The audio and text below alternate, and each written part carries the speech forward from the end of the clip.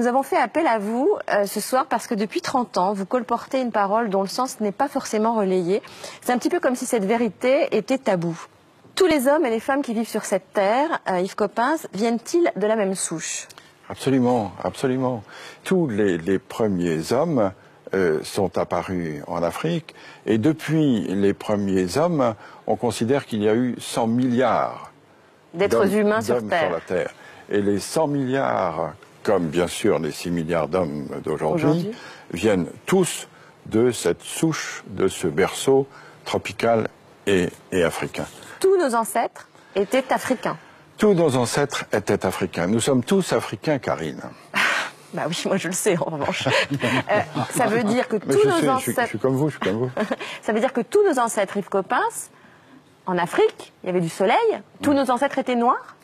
Tous nos ancêtres étaient certainement bruns, parce que, étant donné l'ensoleillement de l'Afrique, et étant donné probablement la peau nue qu'ils avaient il y a 3 millions d'années, ils ne pouvaient pas être autrement que bronzés. Tous les ancêtres, des Danois, des Espagnols, de tout le monde, etc., étaient noirs. Oui. Pourquoi ça ne se sait pas, à votre avis? Vous le dites, vous, depuis 30 ans. Ben oui, mais ma petite voix ne porte pas suffisamment. J'ai une voix confidentielle. J'imagine la tête du monsieur hyper raciste qui est en train de regarder, qui fait non. Pas vrai. Oula, demain, vous allez avoir du courrier. Yves Coppens, en fait, les humains, enfin les préhumains, sont partis dans différentes directions depuis l'Afrique. Et puis, pour s'adapter au climat, pour s'adapter à leur environnement, ils ont déterminé des traits qui étaient le plus adaptés, c'est ça? C'est ça. C'est-à-dire que les humains, à partir de 3 millions d'années, à partir du moment où ils ont eu la culture, à partir du moment où ils ont eu la conscience, tout ça, ça a 3 millions d'années. Petit à petit se sont déployés et ils ont atteint d'autres climats et petit à petit se sont adaptés à autre chose. Par exemple, pour aller en Asie, ils ont dû traverser des montagnes très très hautes, très ensoleillées, et donc petit à petit, leurs yeux se sont adaptés, c'est ça?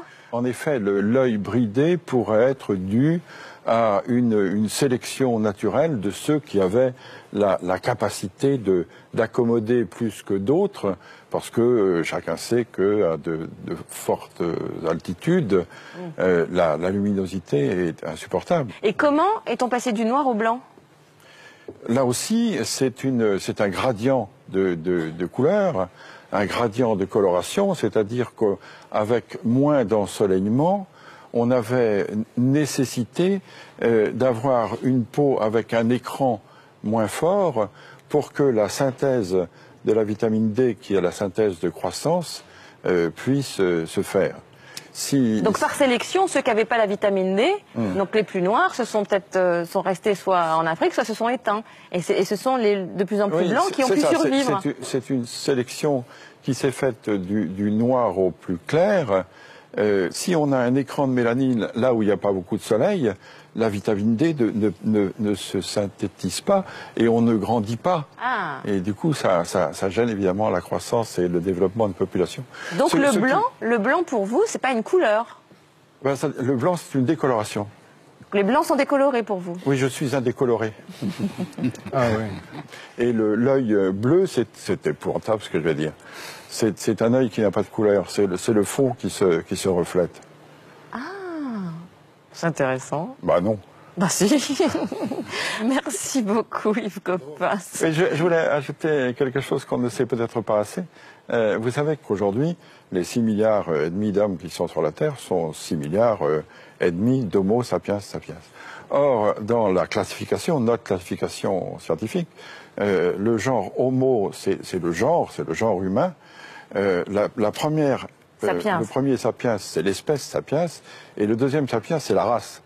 C'est-à-dire on est tous Homo sapiens sapiens. On peut être tous racistes, ça n'a pas d'importance, puisqu'on est tous de la même race. Donc il n'y a qu'une race. Ah oui, il n'y a qu'une race. Oui. Donc scientifiquement, Yves Coppens, les races n'existent pas. Oui, c'est ça. C'est-à-dire que scientifiquement, les races de 36 000 animaux existent toujours, mais en ce qui concerne l'humanité, il y a pour le moment sur la Terre une seule race humaine, qui est la race sapiens, de l'espèce sapiens, du genre Homo. Merci beaucoup Yves Coppens. Merci beaucoup, José.